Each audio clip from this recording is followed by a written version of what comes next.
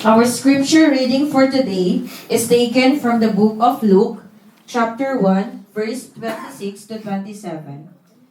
In the 6th month, the angel Gabriel was sent from God to a city of Galilee named Nazareth, to a virgin betrothed to a man whose name was Joseph, of the house of David, and the virgin name was Mary.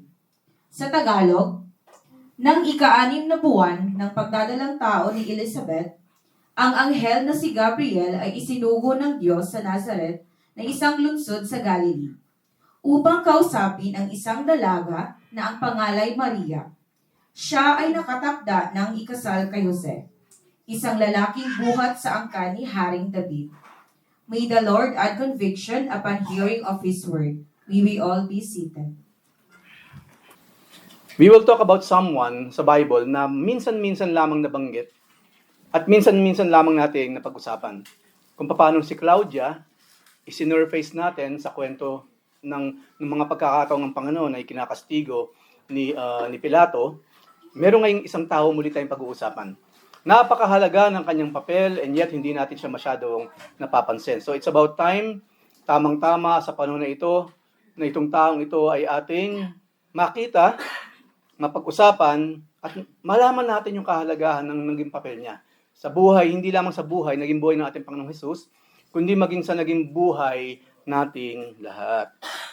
Kaya nga po ang pamagat ng message for today ay The Stepfather. I think alam na ninyo kung sino yung pag-uusapan natin today. Yan po ay walang iba kundi si Joseph. Siya po yung naging earthly father ng ating Lord. Since hindi naman talaga si Joseph, nasa kabilang slide po yun. Even though hindi naman talaga si Joseph ang tatay ng ating Panginoon, siya yung nagsilbing stepfather. Kaya kailangan pa rin si Joseph ni Mother Mary, maging ni Lord Jesus Christ, para yung kanilang pamilya ay mabuo at tumayo ng tama sa kanilang mga buhay. So, yung pong pangalang Joseph, ito po ay maliwanag pasikat na araw. Of course, alam naman natin si Joseph sa Old Testament. Kung paano si Jesus Christ and Jesus, Joshua and Jesus Christ is the same. Sa Hebrew, Yeshua. Yeshua in English is Joshua. Yeshua in English is Jesus. They are the same.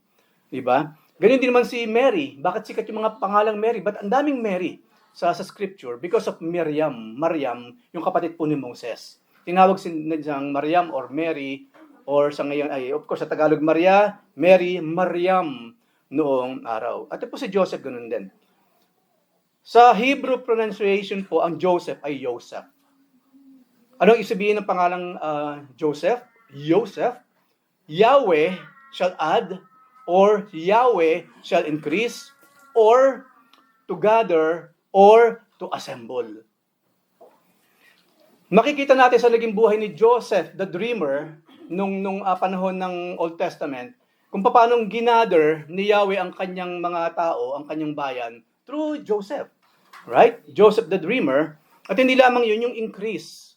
Yung pag-increase hindi lamang ng dami ng Israel, kundi yung pag-increase ng kanilang spirituality ng mga panahon na iyon. At hindi lamang yun, di ba? Itinitag muli ng Panginoon ang Israel, yung pamilya ni Jacob, mula sa isang matinding drought o tagutom.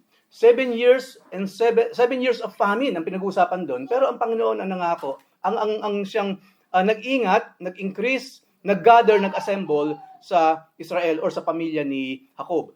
Hindi pa man ginagampanan ni Joseph, the dreamer, yung kanyang gagampanan sa buhay ng kanyang buong pamilya, yung pangalan niya dala na.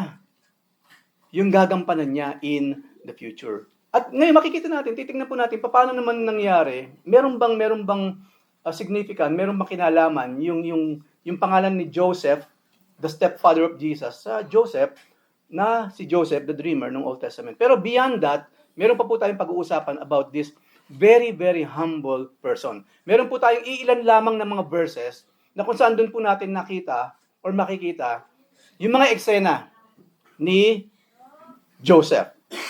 Number 1, Joseph is a humble servant of God. Matthew chapter 1, verse 19 hanggang 21, ang sabi po dyan sa kwento. And her husband Joseph, pinatutungkol po si Mary, kasi nag-uusap sila ni Elizabeth. Ang ganda-ganda ng kwento ng pamilyang to. And her husband Joseph, kasi ikakasal na sila, di ba? Ikakasal na sila, kaso nga, alam na natin ang kwento. Biglang si Mother Mary, naging mother. Si Mary, naging mother bigla, nagbuntis. Ngayon, nung malaman to ni Joseph, sabi po dyan, being a just man and unwilling to put her to shame, he was resolved to divorce her quietly. But as he considered these things, behold, an angel of the Lord appeared to him in a dream, saying, Joseph, son of David, do not fear to take Mary as your wife, for that which is conceived in her is from the Holy Spirit. Verse 21, she will bear a son, and you shall call his name Jesus, for he will save his people from their sins. So dito po muna tayo. So tingnan po natin, dito pa lamang sa unang pagkakataong nabanggit, almost unang pagkakataong nabanggit si Joseph, makikita natin yung pagkakakwento po sa Biblia, si Joseph daw is a just man. Hindi sinabi, he's just a man. He's a just man. Siya yung taong napakapayak ng pamumuhay. Average person, but being a just person, he is a little bit higher than the average. Kasi ang average na tao, let's say ang average na lalaki, pag nalaman kong yung girlfriend ko buntis, bakit ko pakakasalan? Right? No way. No way. Ako magpapalaki dyan. Magtatrabaho ako for that child na hindi naman ako ang ano. Of course, ang average person, ang average male, hindi gagawin yun. Hindi. At being on that average level na pinag-usapan natin, si Joseph, ayaw din niya. Pero kaya siya naging above average, naging just, hindi niya ito ginawa ng malaking eksena. Wala pong sinabi si Bible na masabi ni Mother Mary na siya nalaman niyang siya buntis. Me personally po, I believe it was Mary herself na nagsabi kay Joseph. Wala pa man nabanggit sa Biblia kung paano nalaman ni Joseph na yung kanyang betrothed, yung kanyang fiancé ay buntis. Pero I believe it's Mary herself. Sino pa ang pinakamagandang magsabi kay Joseph? Di ba? Kasi alam na niya eh. Kaya nga po sa eksenang ito, nag-iisip na si Joseph, itutuloy pa ba ang kasal o hindi? Pero napakalaki ng kanyang conviction, hindi ko itutuloy ang kasal. Bakit ginamit yung term na divorce? Hindi pa naman sila kasal. Nung araw po kasi, kapag betrothed na sila, 1 year po yun, 1 taon yun. 9 months to 1 year, yung betrothal period. According po sa Biblia, sa tradisyon ng Biblia, bakit kapag nagkaroon na ng pagkakausap, yung dalawang pamilya, pati yung mga ikakasal, o sige ha, o betrothed na kayo. Hindi pa kasal yon, pero for 9 to 12 months, kailangan patunayan nyo sa isa't isa talagang mahal nyo ang isa't isa at kayo'y malinis. Malinis sa batas ng Diyos, malinis sa mata ng tao. Yun po kaya mahalaga yung 9 to 12 months. Papatunayan ng dalawang talagang mahal nila ang isa't isa at sila'y malinis. Sila'y magpapakasal ng busilak ang kanilang mga puso at isipan. Ganun po kahalaga bago magpakasal nung araw. Ganun po kahalaga bago magsama ang babae at lalaki nung araw. Hindi po ito, yung pong katuruan na yun ng Panginoon, yung kanyang utos na yun, hindi po noon lang yun. Dapat hanggang ngayon po yun, mga kapatid. Ang sabi ng Panginoon, heaven and earth will pass away, but even an iota or tuldok ng aking mga sinabi, it will last forever. So hindi yan yung tradisyon lang nung araw, or noon lang naman yan, napakamanang naman kasi ng mga tao nung araw. Napakamanong. No, it's not. Hanggang ngayon po yan, hanggang mapugnaw ang mundo, hanggang tupukin ng Panginoon ang mundong ito, yung pong law na yan, from heaven, stands hanggang sa mga panahon na ito. Kaya mahalagang iniingatan ang reputasyon, ang pangalan ng bawat isa. Why? Nakakabit po ang pangalan natin kay Nino sa ating Creator, kay Yahweh, sa Diyos. Diyos na busilak, Diyos na banal, walang bahid dungis. Diyos na siya po'y just God. Meron pong hustisya ang Diyos. At nakita natin sa Biblia yon. Bakit nga ba si Joseph, kinip niya quiet ito? Una, siyempre, para sa kapakanan mismo ng kanyang mahal, si Mary. Pangalawa, siyempre yung mga pangalan nila, masisira. Pangatlo, surely Mary will die. According po sa Biblia, ang sinumang babaeng matagpuang buntis, Nang wala ng asawa, binabato po hanggang mamatay. According po sa Biblia yan. That is the law. The law may be harsh, but it is the law. Kaya nga pinagpauna na yung law, di ba? Bago pa tayo pinanganak, may law na eh. So we must walk on that law. Yun po ang naisip ni Joseph. Hindi siya gumawa ng eksena. Hindi niya nilusob si Mary, hindi niya, okay, nagpost ka agad. No? Pambirang babae to, mahal na mahal ko. Tapos natagpuan ko lang buntis. Di ba yan ang mundo ngayon? Konting kibot nga, Facebook na kaagad, nakapost na eh. Hindi ginawa ni Joseph yun. Hindi niya, ano ba tawag dito? Hindi niya pinuntahan yung pamilya ni Mary at pinagsisigawan, inaway niya yung pamilya. Hindi siya nag-iskandalo. Ngayon po, ang daming iskandalosa yung ginagawa ng marami sa Facebook. May kaaway na isa, naka-Facebook ka agad. Nung magbati sila, paano ngayon yun? Ang alam ng karamihan ng buong mundo, yun na ugali niya, kaya siya nagkaroon ng pagkakagalit sa tao. Paano ngayon yun? Lilinisin niya ba yun? Di ba sana kung ang ugali natin, today po, kalimutan niyo lahat ng sinabi ko kahapon kasi po nag-ayos na kami ngayon. Mali lang po ako na akala. Kaso sino gumagawa ng ganun? Humihingi ng paumanhin sa Facebook. After nang mag-post ng mga bagay na walang kapararakan, mapanirang puri, at even him or her, lumalabas na, medyo lumayo-layo tayo sa taong to. Konting kibok to, naka-Facebook to eh. Pagsilip mo sa Instagram, meron din pala doon. Meron pa sa TikTok. Mag-ingat po. Ang Kristiyano po, hindi ganyan. Kung may kaaway tayo, wag naman natin i-Facebook kasi, i-YouTube pa or what. No way. Just muna kausapin natin. Okay? Ang point ko po, si Joseph hindi siya nag-iskandalo. Diba? Ang sabi niya rito kasi, unwilling siya to put her to shame. Nabuntis na nga yung tao nang hindi siyang ama. I-iskandalohin pa ba niya yung tao? Dito po ko nakita, I think nanonood kami ni Mrs. kahapon ng balita. Merong balita, yung babae, pinatay ng lalaki, minartilyo, nagsasaksak.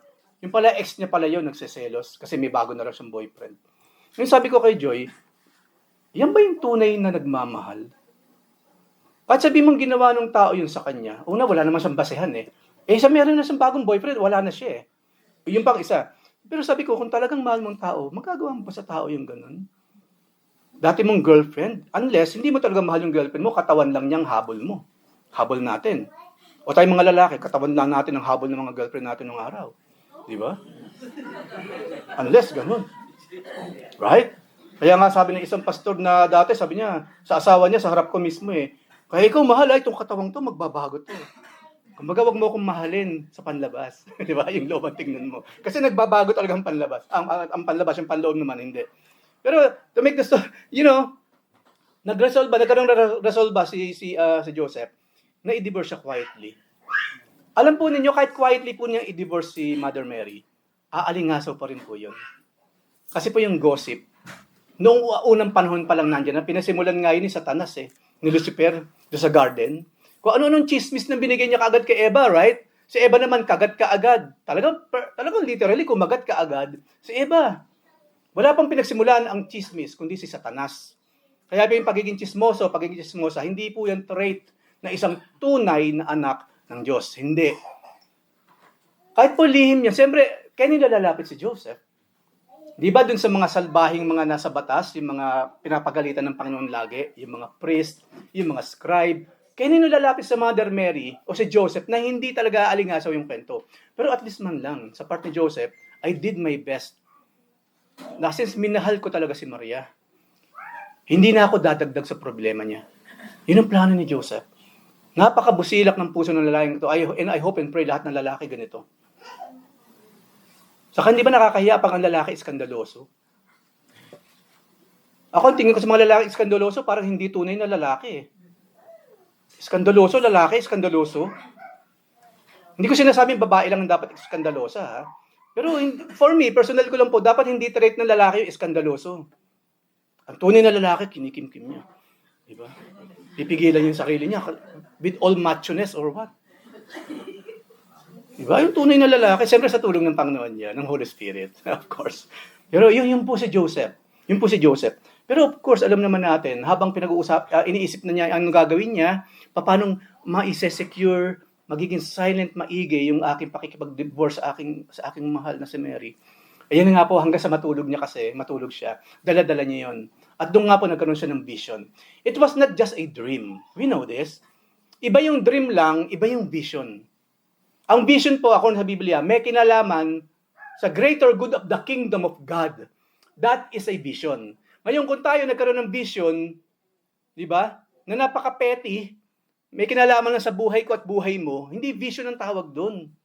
Ulitin ko po, biblically ang vision, may kinalaman sa kabuuan ng simbahan ng kaharian ng Diyos.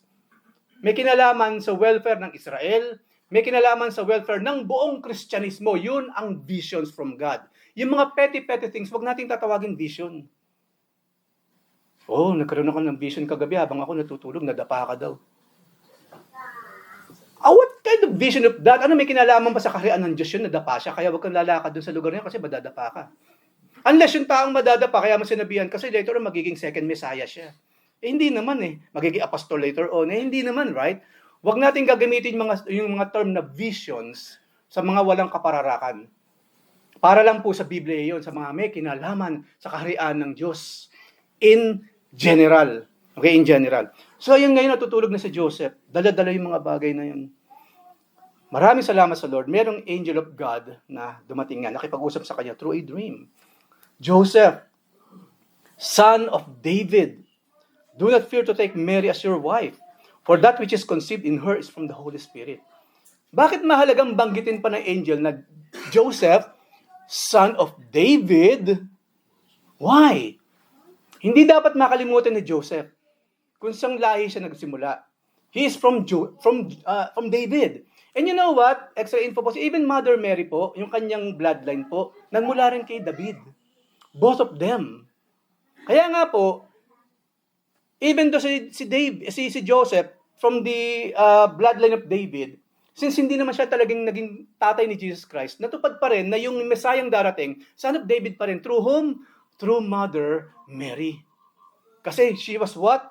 Conceived by the Holy Spirit. So yung pong bloodline ni Jesus Christ, hindi from Joseph to David, kundi Mother Mary to Joseph. Kasi hindi pwedeng si Joseph ang maging ama ni Jesus Christ. The Father of the Lord Jesus Christ is the Father in heaven. That's why. Kaya nga po si Jesus Christ walang bahid, dungis. Lahat po ng dugong nagmula kay Adan at dumaan kay Joseph, sigurado yung marurumi lahat yun. Merong sinful nature. But since si Mother Mary was not a supernatural being. Ang sabi sa Biblia, isa siyang nananahimik na birhen, dalaga. By that time, masunurin. At ano sinabi sa Biblia? At siya ay binigyan ng pabor ng Diyos. Pag sinabing favor, it is a gift from God. Ano man ang nangyari kay Mother Mary? It was a gift from God. Ang regalo po, ang pabor, hindi binibigay dahil meron akong nahita sa'yo, bibigyan kita ng gift. Even ngayon kasi, ganun kasi ang tao, di ba? O bakit mo naman naisipan bigyan ng gift? Kasi hindi ba last year, naalala mo, ginawa mo ito, binigyan mo ng ganyan. So, nagbabalik lang ng utang na loob or what. Sa Bible kasi, sa Diyos, hindi ko kailangan ng utang na loob from you para gawan kita ng mabuti. I decided on my own na gawan ka ng mabuti. Yun po ang nangyari sa eksenang yun kay Mother Mary. She was not supernatural. She was like us 100%. Kaso po si Mother Mary talaga, isang napakabuting babae. Kung meron mang isa, kasama po siya sa Heroes of Faith. Hindi siya nasabi sa Hebrews, pero kasama po sa Heroes of Faith si Mother Mary. Makita naman natin yung konting ginampanan ni Mother Mary, napakalaki ng impact sa Kristyanismo. Tama po yung sinabi ng angel, nang batiin niya si Mother Mary. Diba? Bukod kang pinagpala, sa lahat ng babae pinagpala. Imagine yung favor ng Diyos sa kanya. Kaya nga po si Mother Mary, nung kinakausap ni Gabriel, hindi siya parang niya nangingimi sa naririnig niya. Parang hindi ko po yata deserve yung mga sinasabi mo, Gabriel, Angel Gabriel. I'm a simple woman, flesh and blood, like the rest of all the women on this planet. Pero ano sinabi ni Gabriel? Pinaboran ka ng Diyos. Siya na yung pinakamapalad by that time na babae na nabubuhay sa balat ng lupa. Pero you know what? Nung lumaki ang Panginoon, di ba, merong babaeng sumigaw. Nung minsan ang Panginoon, ito po, segue lang kasi sayang Nung minsan nasa ministry ng Panginoon, merong babae from the crowd, sumigaw. Napakapalad po. how blessed po yung babaeng nagpadede sa inyo nung kayo baby. Ano sagot ng Panginoon doon? Sino raw yung talagang mapalad? Ang talagang mapalad, sino raw yung mga sumusunod sa kanyang mga salita? Isa na ibig sabihin nun. Kaya tinawag ng Panginoon si Mary na babae. Bakit mo ako pinapangunahan? Because Mother Mary was a vessel. Was just a vessel nung darating na Messiah. Nung conceived by the Holy Spirit. After nung pagkapanganak niya kay Jesus Christ, nagpatuloy siya sa pagiging normal na babae. Like all mothers, nagpatuloy si Mother Mary ng ganun. Yun ang kwento ng Mother Mary. Hindi, ngayon kasi in-exaggerate yun eh. At marami ng mga kwento, ang dami ng mythology na nag-surround sa kwentong yun. Na pag binasa natin ng Biblia, wala naman doon. So mag-iingat tayo sa pagtrato sa Kanya. Tatatuin natin si Mother Mary, isa sa ating heroes of faith, kapita-pitagan, kailangan respetuhin dahil ginamit siya, pinaburansa ng Diyos, but never ever lumagpas ang ating pagtingin natin sa Kanya, sa Kanyang pagkatao. Okay? She was flesh and blood like us. So balik tayo sa Kanya, Mister. Nang ganda, sabi niya, son of David. Alalahanin mo, Joseph, you're from David. At alam mo naman siguro, Joseph, ano yung prophecy about the coming son of David? At ikaw, nasilinyada ka ng dugo ni David. Remember this. Nung sabihin ditong Joseph, the son of David, marami nang sinabi yung angel by that time. If you know the scripture, alam natin marami ang ibig sabihin ng sinabing son of David. Remember the prophecy. Remember the scripture. At eto na ngayon, Joseph, she will bear a son, and you shall call his name Jesus. Bakit? Sino ba itong batang ito na dinadala ng fiancé mo, Joseph? He will save his people from their sins. Isa lang ibig sabihin nun, Joseph, ang dinadala ni Maria ay ang Messiah. The Savior na ipinangako noon pa sa Isaiah, ipinangako noon pa nung araw, yung son of David. The root, the seed and the root of David, yun yung pinag-usapan natin ngayon. Yun ngayon nakuha ni Joseph. Ngayon, kung si Mother Mary po, pinagpala dahil sa kanya dinaan ang physical na pagkaka-form sa ating Panginoong Diyos, mapalad din po si Joseph by that time. Now imagine being a stepfather of the Messiah. Noon na pag-aralan natin, kung maalala ninyo, kasi may mga kapatid si Jesus Christ, di ba, siyang pangalay. Ano kaya ang buhay kapag ang panganay natin si Jesus Christ sa ating pamilya, no? Kuya Jesus. Isipin niyo minsan, di ba lahat naman tayo nagkaroon ng kuya eh. Maring meron sa atin dito pinakamatanda, pero majority sa atin, hindi ako panganay eh. Imagine yung kuya natin, si Jesus Christ. What is a family like? What is life like kung ang kuya natin si Jesus Christ? Now, ibalik natin kay Joseph. Ano kaya yun ang klase ng buhay, di ba? Kung si Jesus mismo, yung Messiah, yung Savior, yung Creator of angels, yung Creator of everything, yun yung aalagaan mo mula maliit hanggang sa siya lumaki. Being a stepfather to be sa isang Messiah. Na-imagine that. Grabe siguro ang pressure, ano? Sa opisina na lang, ganyan eh. Pag sinabing, okay, mula ngayon, dadagdagan natin yung task mo, ito ang gagawin task mo. Di ba? Sa simula, kakabaka ba tayo? Teka, hindi ba pa trabaho ni Kuan yan? Bakit po niyo binibigay sa akin? Saka hindi ko po yata linya yung bagay na iyan. No. Kasi bigla siya naglaho. Na parang bula nag-awol sa kumpanya. Ikaw ang gagawa ng task niya. Hindi ba hindi madali yung feeling na ganun? Ano gagawin ko? Wala pong ka-idea si Joseph. Wala siyang ka-idea. At at this point in time, sa kanyang vision habang siya natutulog, sa mga panahon dapat natutulog siya, nagpapahinga ang kanyang kaluluwa at isipan, ito yung bumuluga sa kanya. You will be the stepfather of the Messiah, of the Savior of the universe, of your Creator, the King of angels. Hindi po naging madali yan, mga kapatid. Pero alam naman natin na naging kwento, di ba? Dahil humble servant ng Diyos, si Joseph, lumaki siya may pagkilala kay Yahweh sa Diyos ng Israel. Even though napakahirap ng bagay nito para sa isang normal na tao, but kailangan niyang gawin yung kanyang parte bilang parte ng kanyang serbisyo sa ating Panginoon, yung sumunod, humbly sumunod sa nakaambangan sa kanyang malaking klase ng responsibility. What about us? Maaari mayroong responsibility yung iniaatang ang Panginoon sa atin. Huwag tayo mag-alala mga kalalakihan, hindi na mangyayari yung kay Mother Mary. Yung asawa natin, biglang iba yung ano, "Oh, paano nangyari to? 2 years ako dito, sabi mo, akin yan." Kasalubong ko sa airport, sa'yo to, sa'yo to. Paano nangyari yun? Diba?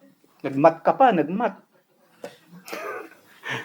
Hindi na po mangyayari yun. Once in a lifetime, sa history naman, mankind lang po mangyayari ang bagay na ito. Ang tunay na immaculate conception, nangyari lang kay Jesus Christ. Siya'y na-conceive ng pure, walang bahid, dungis. Yun pong ibig sabihin ng immaculate. Puro, walang bahid, dungis. Kay Jesus Christ lang po nangyari yun. Wala nang iba pa. Katulad po sa sinasabi sa Biblia. Pangalawa, yung ilan lamang ng mga tagpo sa Biblia na makikita natin si Joseph. Joseph's obedience fulfilled a great prophecy. So lumipas na mga ilang panahon. Matthew chapter 2, 13 to 15. Verse 13. Now, when they had departed, behold, an angel of the Lord appeared to Joseph in a dream. Ito yung nanganak na si Mother Mary at dumalaw na yung mga pantas. Hindi three kings. Mga pantas, wise men po ang tawag sa kanila. Walang three kings sa Biblia. Wala. Wala. Wise men meron, three kings wala. Okay? Ito ngayon, an angel of the Lord na naman appeared to Joseph in a dream. Kasi siya yung tatay eh. Bakit hindi kay Mother Mary nakikipag-usap yung angel na ito? Why? Siya ang head of the family. Siya ang lalaki, siya ang Adan. Siya ang authority, kaya po sa kanya sinasabi ng angel. Nakipag-usap lamang ang angel kay Mother Mary nung magbubuntis pa lang siya. Dapat lang kay Mary makipag-usap, siya mabubuntis eh. Hindi kay Joseph sasabihin, "Oy, Joseph, I am Gabriel. Pakisabi kay Mary na magbubuntis siya ha." Ganyan, so forth. Napaka-awkward. Yung babae magbubuntis, ako kakausapin, hindi. Kaya ang kinausap ni Gabriel, si Mother Mary. Kasi siya ang magbubuntis. Pero after that, meron ba bang kwento sa Biblia na nakipag-usap muli ang mga anghel kay Mother Mary? Wala na po. Kay Joseph, yes, meron pa. After nung nabubuntis na Mother Mary at after niyang mga anak, ito po pangalawa, kinausap na naman siya. Ang sabi ng angel sa kanya, "Rise!" Ano ba ito? Tutuwing natutulog na lang ako. Kasi sa dreams lagi yung vision. "Rise, Joseph! Take the child and his mother and flee to Egypt. And remain there until I tell you, for Herod is about to search for the child. What? To destroy him." Makademonyo talaga itong Herod na ito. Si Satanas ang kumikilos sa kanya. Gusto niya i-destroy si Lord Jesus Christ. And of course, in the process, sa tingin natin si Jesus Christ lang ang maapektuhan. Malaking possibility, even the parents will die together with the son. Pero sabi ng angel, no, hindi mangyayari yon. Kaya nga, pumunta sila, sabi sa 14, and he rose and took the child and his mother by night, and they departed to Egypt. Verse 15, and remained there until the death of Herod. This was to fulfill, sa Hosea po ito eh, this was to fulfill what the Lord had spoken by the prophet, out of Egypt I called my son. Imagine that. Unang privilege ni Joseph, imagine yung maging stepchild niya, ang Messiah, at ibubuhos niya lahat ng kanyang lahat-lahat sa batang ito. Hindi lamang sa bata, maging sa kanyang pamilya, upang lumaki sila ng maayos, maka-Diyos. Pangalawa, ito naman, safety na pinag-uusapan natin. Alam natin ang kwento, di ba, si Herod? Isang katawa-tawang karakter sa Biblia. Wise men nga eh, wise men. Sabi niya dun sa wise men, sige ha, pag nakita ninyo, inutu-utupan niya yung mga wise men kasi. Ay, ganun ba? Pinanganak na ang hari ng Israel? Siya yung hari eh. Pinanganak na bang hari ng Israel? Sige, pag nakita niyo kung saan, sabihin niyo sa akin, pagbalik niyo ha. Nang sa ganun, pupunta rin ako at ako isasamba rin, magbibigay ng gift sa kanya. Kaso wise nga yung wise men eh. Alam nila, iba ang takbo ng utak ni Herodes. At naging yun, di ba? Nag-surface yun later on. Nung yung mga wise men nga, kasi wise sila, hindi na bumalik kay Herodes, nag-ibang daan na at nawala na sila forever, nagalit si Herod. Sabi niya, hindi umbre yung pambobola ko dun ha. Ang daling mambola, pero mga ito, wise talaga sila, hindi na bola. Galit na galit si Herod. Kasi bakit?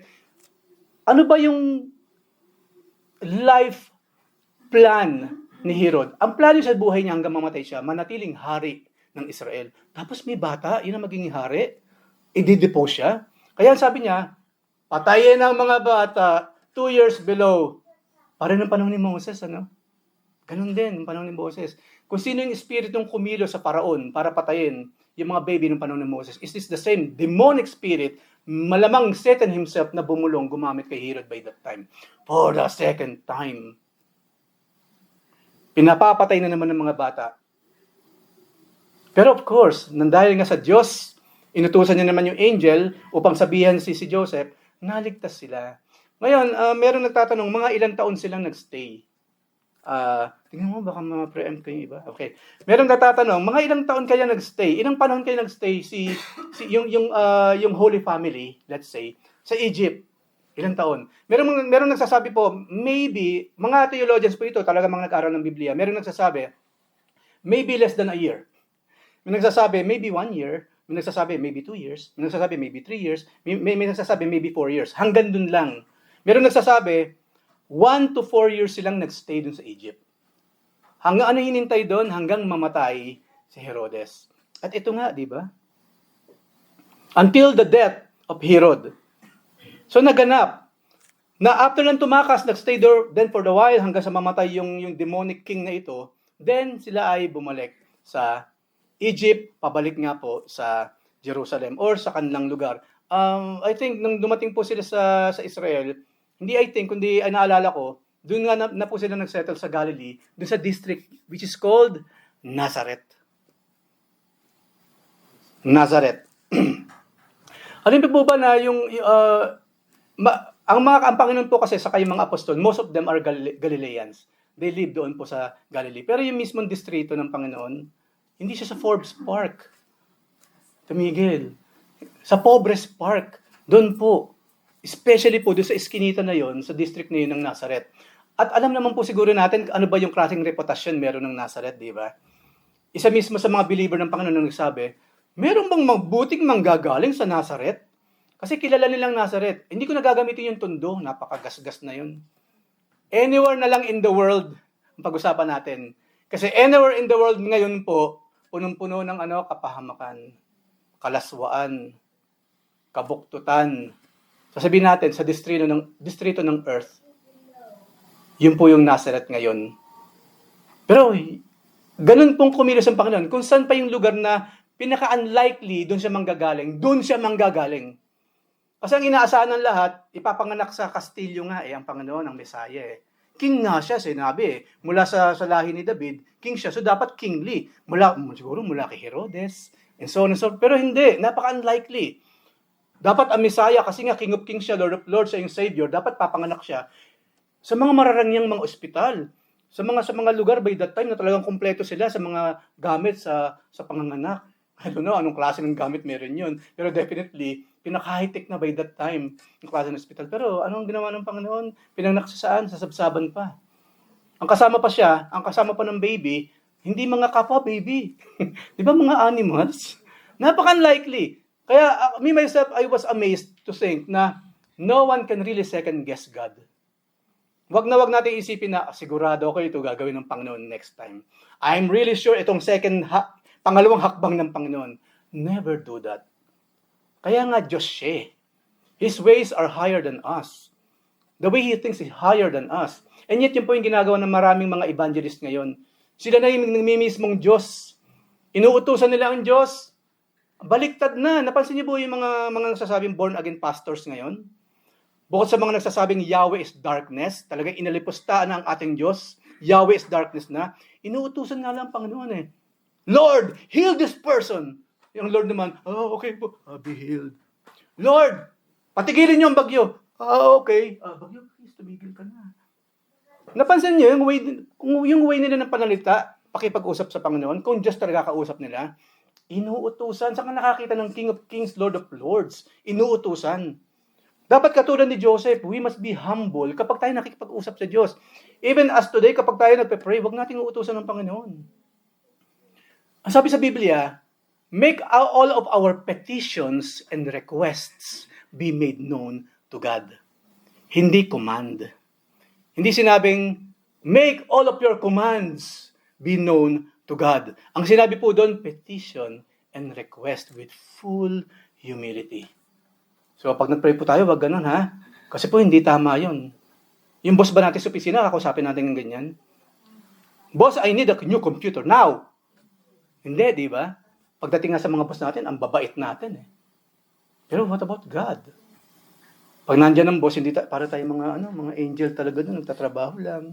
Pag wala ang boss, ayan na. Parang sabi nga na, pag wala ang pusa, ay mga daga. Ayan ako, ano na ginagawa. Lumalabas ang mga daga. So, tratuhin natin ang tamang Panginoon katulad ng ginawa ni Joseph sa kanya. So, ito po yung kwentong pangalawa na nabanggit si Joseph. So, tingnan po natin yung pangatlo. Joseph's obedience ulit, this time saved his entire family. Ito na pala. Nakakap ko na nga ba? Anyway, basahin ko na rin. Matthew 2:19, ito na yung lumipas na siya. Kanina kasi binasa natin, 2:13 to 15. Tumalon na ako kaagad sa 19. Anyway, babasahin ko siya. But when Herod died, behold, an angel of the Lord appeared in a dream na naman to Joseph in Egypt, saying, Rise, take the child and his mother, and go to the land of Israel. For those who sought the child's life are dead. It seems hindi lang si Herod ang pinag-usapan natin, patay na. Pati yung mga alipores niya, yung mga minions ni Herod, kasama na rin namatay, especially yung mga inutusan niya, yung elite group. Kayo, elite group, kapag kayo natukhang nyo to, meron kayong kabayaran, meron kayong gift. Especially, I'm sure merong special group si Herod na hindi naman si Herod mismo pupunta doon at siya papatay. Si Herod ba yun, lalabas ba siya ng kastilyo niya, maghahanap doon sa bata at papatay niya pag nakita niya? Of course not. Meron siya mga tauhan na inutusan for this thing. Ang sabi dito, for those who sought the child's life are dead. So, they are marami. Patay na silang lahat, hindi lamang si Herod. At yun nga po, he rose and took the child and his mother and went to the land of Israel. Ganito po kung magligtas ang Diyos. Maring meron tayong kinakatakutan ngayon, di ba? Pero huwag naman natin ipag-pray na mamatay din. Bahala na ang Panginoon doon. Halimbawa, yung mga terror na boss, yung mga sipag-sipag na nga. Sipag-sipag na natin, hanggang alas 10 na nga tayo nagtatrabaho, pero sadyang wala silang puso, walang mercy, walang grace, wala man ng thank you, wala. Appreciation, wala. Pero pag meron kang konting nagawang mukha lang namang nagawa mo, di ba, ganun sila kung magsalita sa atin, what's this? What do you do? Ganun sila, di ba? Pero appreciation, hindi masyado. Ipag-pray din natin sa Panginoon na, Lord, ipuin yung puso ng taong ito. Alam naman ninyo, Panginoon, kung talagang nasisipag po ako sa trabaho ko. Kahit wala siya, ginagawa kong trabaho ko. Sa oras ng trabaho, hindi po ako natutulog, Lord. Alam niyo yan, Panginoon. Hindi ako parang daga na kapag wala yung pusa, kung saan nagpupunta. Mga kasama ko kasi ganun pag wala yung boss. Kwentuhan lang ng kwentuhan. Sabi mo, bahala kayo dyan. Dapat yun po ang kaibahan ng isang Kristiyano. Kung sila, kapag wala ang boss, kwentuhan ng kwentuhan, kape ng kape, ang laki tuloy ng budget sa kape, sa opisina, saka sa mga tea. Diba? Tayo dapat hindi ganun. Let's show them, I'm a Christian, I am not like you. Pag wala siya, I will still do my job.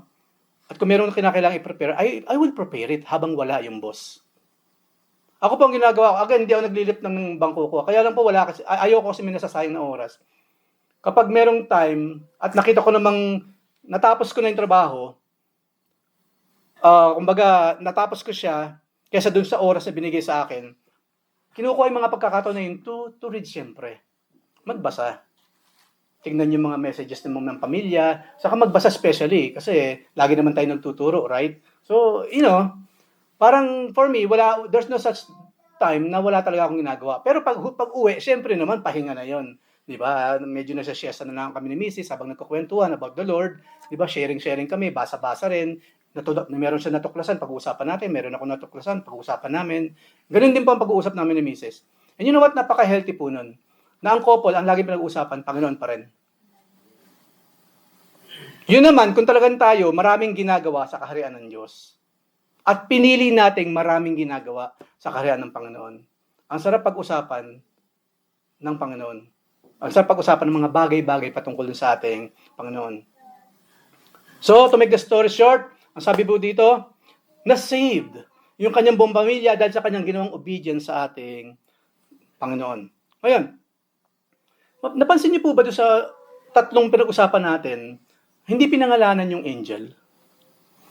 Si Gabriel kasi, nung makipag-usap kay Mother Mary, binanggit talaga an angel Gabriel. talk to Mary. Pinunta niya si Mary, nakipag-usap kay Mary. Pero, pagdating kay Joseph, ano sabi ng angel of the Lord? Pero small a, hindi big A. Kasi pag sinabing angel of the Lord, tapos big A, ang Lord mismo yon na nag-anyong something para makipag-usap sa atin. Yung burning bush, that was an angel of the Lord. Yung ulap, yung apoy, habang sila naglalakbay sa ilang, those are the Shekinah glory ng ating Panginoon.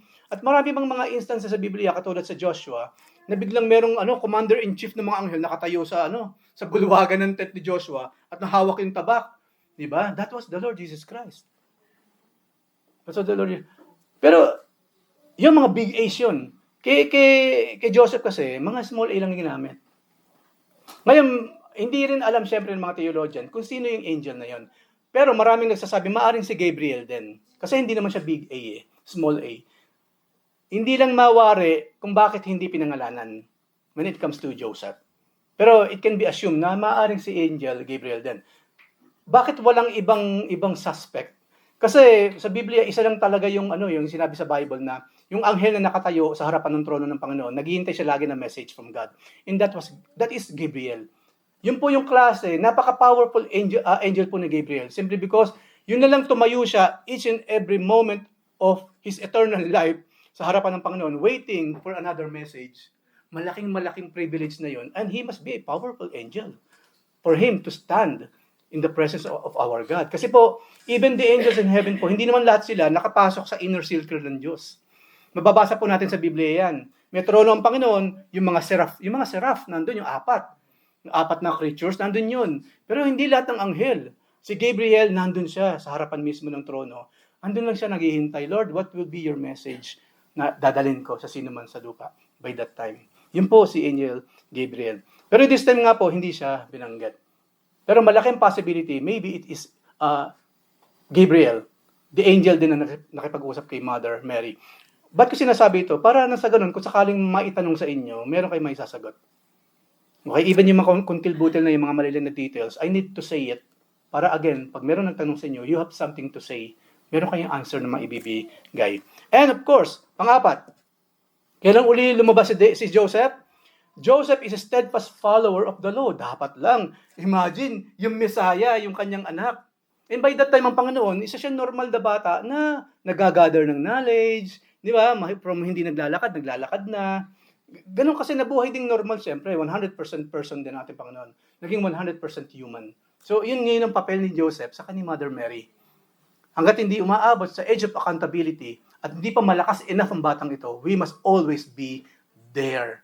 At mamaya malalaman natin yung something else na napaka-wonderful sa buhay na ito, ng pamilyang ito. And when the time came for their purification, according to the law of Moses, they brought him up to Jerusalem to present him to the Lord. Ito yung dedication, child dedication. Why? Verse 23, as it is written in the law of the Lord, every male, hindi para sa lahat ng araw, ngayon po, sa lahat ng bata ginagawa natin. Kasi isa lang naman yung Jesus Christ, di ba? Every male who first opens the womb shall be called holy to the Lord. Imagine, according sa Biblia, lahat pa ng anak na lalaki na panganay, banal yan sa Diyos. Kinukonsider ng Diyos na banal. So dapat lang makonceive sa holiness yung bata. Do you get my point? Ganun kahalaga sa Diyos ang panganay na anak na lalaki. So yung panganay na anak na lalaki yun, dapat holy na conceive ng ina. Hindi ko na masyado ipapaliwanag. I think you got what I'm saying, right? So ganun daw. So verse 24, and to offer a sacrifice according to what is said in the law of the Lord. Nagdala sila ng a pair of turtle doves and 2 young pigeons. Ngayon po, ano makikita natin dito? Number 1, according na rin sa title, siyempre, sinunod sa pangunguna ni Joseph, they followed the law. Kailangan i-offer ang batang ito because it is according to God's command. It is a command, it is the law, it is the command of God. Pangalawa, ang sabi po dyan, yung papansinin natin, yung kanilang inialay, turtle doves and young pigeons. Dito po, makikita natin yung katotohanan ng talagang mahirap lang ang pamilyang ito. Kasi po, meron sinasabi sa Bible, higit pa rito na kailangan ialay. Pero, kung wala kayong means, you can also offer sa mga mahihirap a pair of turtle doves and 2 young pigeons. Hindi po lumaki si Jesus Christ sa mayamang pamilya. Hindi rin siya lumaki, hindi siya dumaan sa isang, imagine na pwede namang isa sa maging anak ni Elon Musk ang Messiah, di ba? Imagine the richest billionaire, kalahating trilyon ang yaman.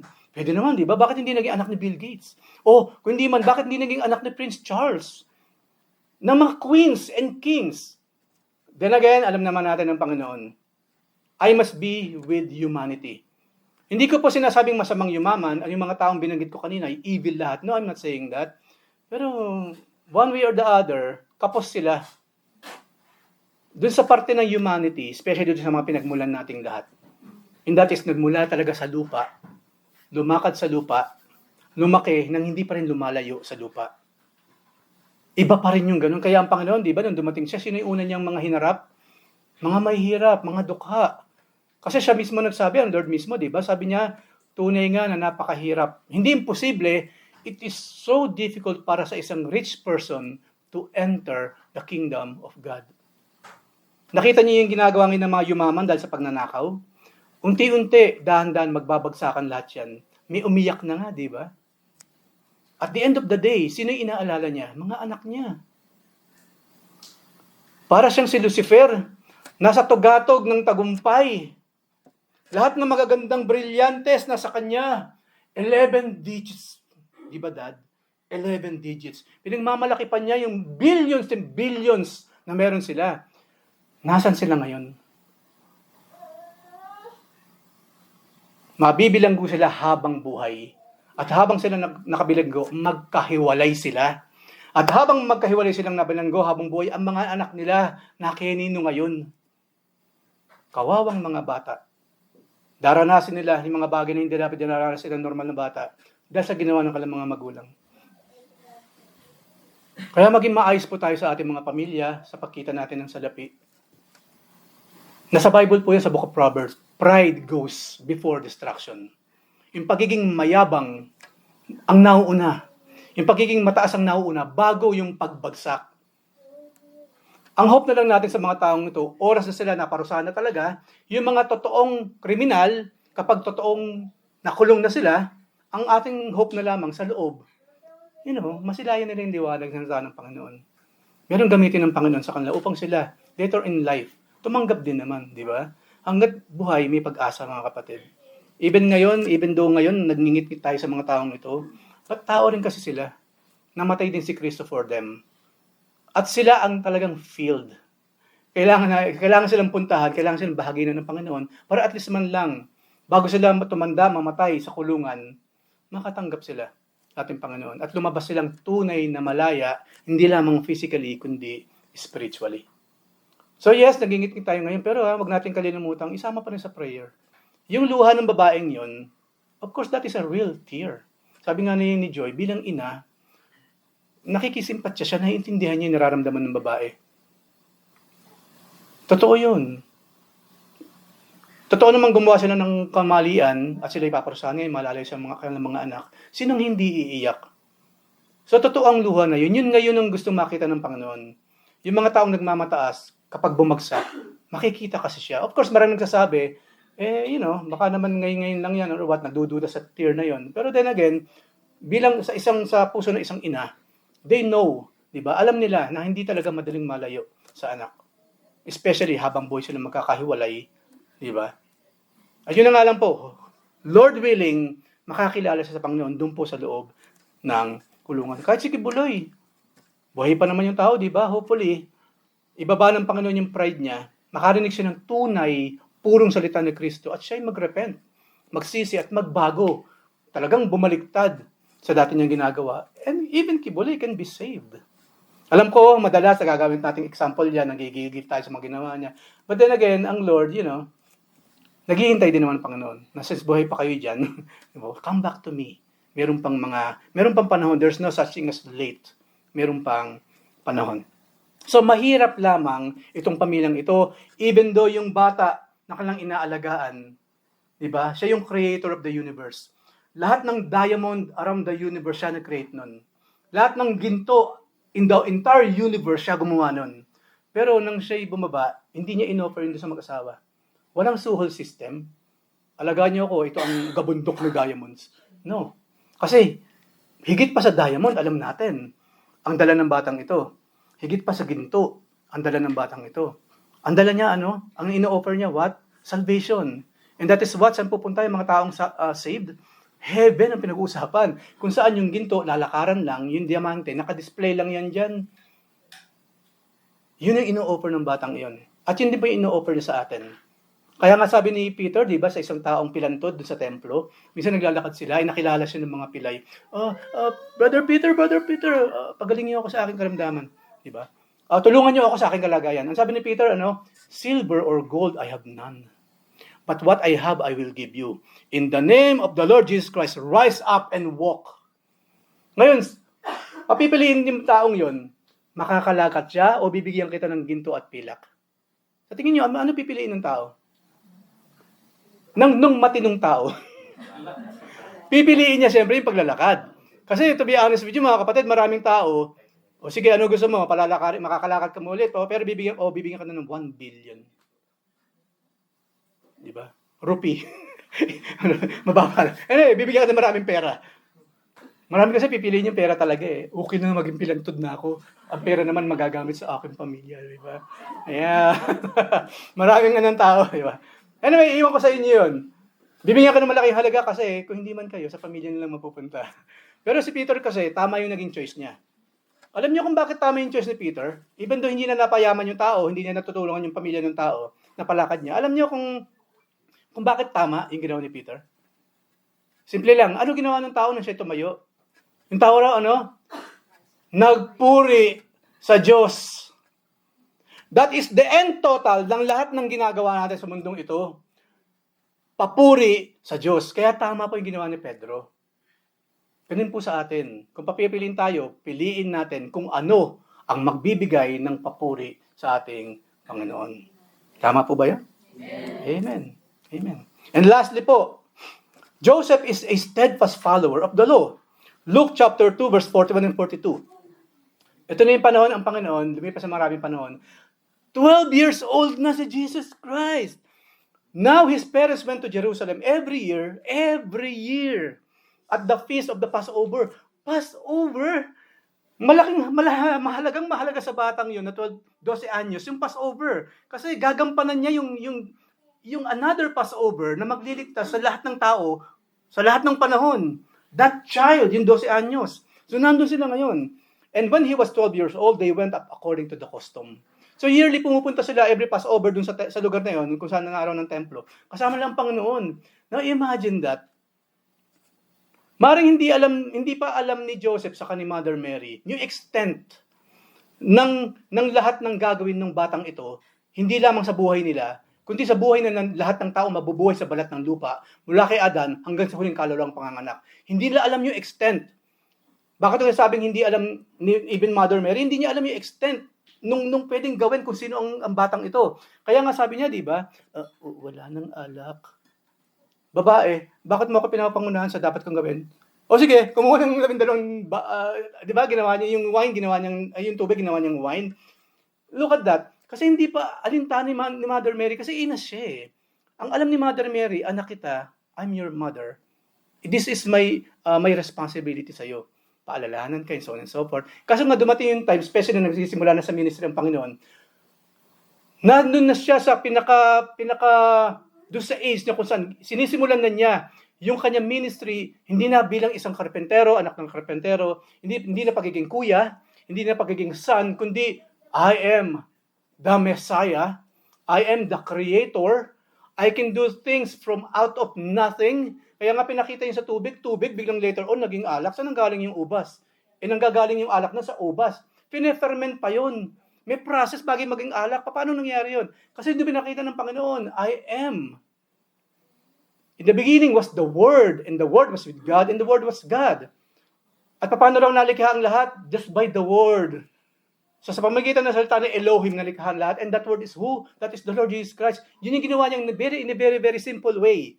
Yung tubig naging wine, napakasimple, and yet napaka-imposible po nun sa tao para magawa natin. Walang magician na kayang gumawa nun. Of course, yung mga tricks, marami. Ang mga magician naman po kasi puro tricks lang yan, mas sleight of hand, di ba? Marami silang ginagawa na hindi naman totoo, even they themselves. Sinasabi nila, oh, we don't have supernatural power. We are just, mahusay lang kami mag-trick, di ba? Illusionist lang po kami. We can make illusions. Pero ang Lord, by that time, ginawa na niya. So he was always reminding Mother Mary, babae, or creator. Creation, I am your creator. Pero ang kagandahan po nun, di ba, naging personal na talaga ang relasyon ng Diyos sa atin. Kaya napakamapalit talaga ng Mother Mary. Na siya yung naging ina sa laman ng Mesayang nagkatawang tao. So 12 years old, hindi ba alam natin yung kwento dito? Di ba naghinanap na, balik na tayo, tapos na yung ating yearling ginagawa na celebration ng Feast of the Passover. Let's go home. Ngayon, in bata, nawawala si Jesus Christ, di ba? Ilang panahon na silang naglalakad, nang napansin nilang wala yata itong batang to. Kasi ganun naman, di ba? Kasi alam din naman ng bata siya sa uuwi eh. Definitely maraming tao, hindi maliligaw yung bata. To make the story short, pwede naman siya maglakad-lakad yung bata kasi alam naman nila yung vicinity. So nung pauwi na sila, okay, nandyan lang yan. Baka kumakain lang ng kubos yan or what. Baka may kaibigan siyang kasama doon, may kinausap or what. Makakasama rin natin, hahabol yon sa biyahe. Pero later on, napansin nila, ilang sandali na yung lumipas, wala yung bata. So nila yung naghanap, di ba? Tapos, saan na nakita yung bata? Of all the places na ine-expect na nandun ng bata, ang 12 anyo sa tingin ninyo na bata, saan natin pwedeng makita kapag nawala sa tabi natin? Computer shop, saan pa? Perya, saan pa? Kabarkada. Ako, nag-12 anyos ako noon, hindi ako, ayoko sa bahay, ayoko laging kasama ang parents ko, gusto ko lumalabas ako kung saan ako pupunta. So, maaaring consider nila yung mga bagay na, nandyan lang yun. Kumakain na naman. Diba? Sana may pera. Andyan lang yun. Pero, hindi ba sila natagpuan si Jesus Christ? Sa templo. Napaka-unlikely na 12 anyos, nakikipag-usap sa mga matatalino sa templo, sa mga genius sa law, sa templo. Doon pala nakita si Jesus Christ. Sino magkakapag-isip na doon siya makikita by that time? Kaya nung makita nila, ano sila? Ikaw bata ka, nandito ka lang pala. Hindi mo alam ang ginawa mo sa amin. Ano sagot ng ni Jesus Christ? Hindi niyo po ba alam na, meron siya sabi na, I have to do the business of my Father. Nandito siya sa bahay ng kanyang ama. Kasi sa kanyang gulang na yon, even bata pa siya, nagsisimula na. Diba? Nagsa-surface na yung kanyang pagiging Messiah. Yung knowledge from heaven, unti-unti na nagsa-surface sa ating Panginoon. Hindi because sa mga sinasabi ng mga matatalino sa law, kundi from deep within Him. Kasi siyang sumulat ng Scripture. Sayang lang, walang kwento patungkol sa mga nakausap niya. Ano ba yung sinabi ng batang yun? Diba? Ano sinabi ni Jesus Christ 12 years old pa sa grupo ninyo by that time? Kasi wala na sa kwento kasi hindi na ganun kahalaga. Kasi alam niyo ba mga kapatid, doon sa 12 years old na batang yun, doon na na-focus ang kwento ng gospel. Mula sa pagkakataong ito na ang Panginoon natagpuan nila sa templo. Nalayo na kay Joseph, nalayo na kay Mother Mary ang kwento. Sa kanya na ngayon nakatuon ang camera, let's say. Kahit siya magpunta, ano man ang kanyang gawin. At ang susunod na eksena, di ba, after this scene, ano na siya? Magsisimula na siya sa kanyang ministry. Right? Andiyan na siya, nakapila na kay John the Baptist. And after doon, ano na ginawa niya? Pumunta sa ilang for 40 days and 40 nights na fasting siya. At kung saan, kinaharap niya ngayon, yung enemy of yung pinaka-enemy of all, and that is Satan. Doon na nagsimula, puro Jesus Christ na po yun. And hindi lamang yung mga kapatid. Maaring ito na yung panahon, from 12 years old si Jesus Christ hanggang sa ilang panahon bago siya magsimula sa ministry at the age of 30, doon na rin maaaring pumanaw si Joseph. Opo. Laging nauna ang mga lalaki. Si Mother Mary kasi hanggang sa mamatay yung kanyang anak, nandun siya. Nag-iiyak si Mother Mary, di ba? Hindi lang si Mother Mary. Marami pang Mary by that time. Iba't ibang klase ng Mary. Naroon sila. So talagang ang lalaki na una. Pero para sa akin, tama lang. Na ang babae ang maiwan. Kasi pagdating sa responsibility sa pamilya, even me, I admit, mas responsable si Mrs. kaysa sa akin. From the inside and out, mas responsable ang babae sa pag-aalaga sa pamilya kaysa lalaki. Pero tayo mga lalaki, trabaho natin, ihanda ang pamilya. Even before tayo mawala, our families must be prepared Number one, prepared spiritually, katulad ni Joseph. Pangalawa, prepared maging yung mga anak natin na kaya nilang buhay ng pamilya. Kasi na mamawala si Joseph, sinong papalit sa kanya bilang ama ng tahanan? Si Jesus Christ. At yung nga pinag-usapan natin kanina, yung mga kapatid niya ngayon, wala na si Papa, Kuya Jesus na ninyo, di ba, narito. Imagine being a brother, a baby brother of the Lord. Ano kaya yun, ano? Masungit kaya ang Lord? Mahigpit kaya ang Panginoon? Kunting kibot, papansinin niya? No? Pag sumubo ako ng tinawin, hindi ako nag-pray, pray muna. Ganun kaya ang Panginoon? Imagine ninyo yun, mga kapatid. What is life kung ang Panginoon, ang padre de pamilya? Siya yung, kumbaga, siya yung pumalit sa tatay, siya yung kuya. And I believe yung kaligayahan sa buhay ni Maria, ni Mother Mary, hanggang siya pumanaw, dala-dala niya yun. Kasi alam natin, ang Panginoon hindi kailanman pinabayaan ng kanyang ina. Naalala ninyo, di ba, nung naka-crucify na siya? Look at the love of Jesus Christ kay Mother Mary. Ipinagkatiwala pa niya si Mother Mary kay John the Beloved. Ama, anak, tignan mo ang ina tignan mo ang inang anak. Ipinagkatiwala ni Jesus Christ na habang siya hindi na makakanda hinga, hirap na hirap ng ating Panginoon, tuyong dugo, bagong dugo, nariyan sa kanya, wala na siyang lakas as in, hindi na siya makahinga, yun pa rin ang kanyang inisip. Ipagkatiwala ang kanyang mahal na nanay na si Mary sa kanyang beloved na kapatid or disipulo na si John. Kasi wala na si Joseph. Sino ba yung mga panganay dito? Ayan, daming panganay. Alam niyo nang dapat yung gawin, ha? Hindi ko sinasabing tumbasan ninyo yung ginawa ni Jesus Christ. Pero you know, meron na kayong hint. Ano pala dapat ang isang panganay? Kasi kahit sa Filipino culture, ang panganay talaga ang pangalawa sa ama, di ba? Kailangan, especially kung lalaki yan, talagang gampanan yun, dapat niyang gampanan. Ang mga babae ganun din kasi panganay din eh. Alam naman natin yung title na panganay. Merong weight yung panganay, pagiging panganay, may weight po yun. Sino ba panganay sa inyo? At nagkakaganyan? Di ba? Ang tatanungin yung panganay, especially kung wala na yung tatay. So yun po yung naging simpleng buhay ni Joseph. Sa ilang mga tagpo sa Biblia, kung hindi natin masyadong uuriin, papansinin, parang napaka-mundane na naging papel ni Joseph sa buhay ni Mother Mary, sa naging buhay ni Jesus Christ. Pero hindi po pala. Napakagandang examples para sa atin. Siya po isang example. Ano yung mga examples niya na kailangan po natong i-follow? Number one, Joseph is a humble servant of God. Joseph's obedience fulfilled a great prophecy. Who knew? Sa pagsunod natin sa Panginoon, merong something na mangyari na, talagang yun pala yung sinasabi. Sa scripture, even though hindi ko maisip yun eh. Kasi nakasulat na lahat at wala ako dun eh. Diba? Kasi sa Book of Revelation, may mga tao na nabanggit, may mga person na nabanggit, na may kinalaman sa pag-shape ng history in the future. Wala ako dun. Pero at least man lang, kasama ako dun sa mga nauna. Tayo yung mga mararapture muna, and then the end will come. So, Joseph's obedience fulfilled a great prophecy. Joseph's obedience saved. Sa tulong ng Diyos, syempre, saved his entire family. And of course, Joseph is a steadfast follower of the law or the word of God. So, just like Joseph, Jesus' stepfather, we don't have to be a king. We don't have to be a warrior.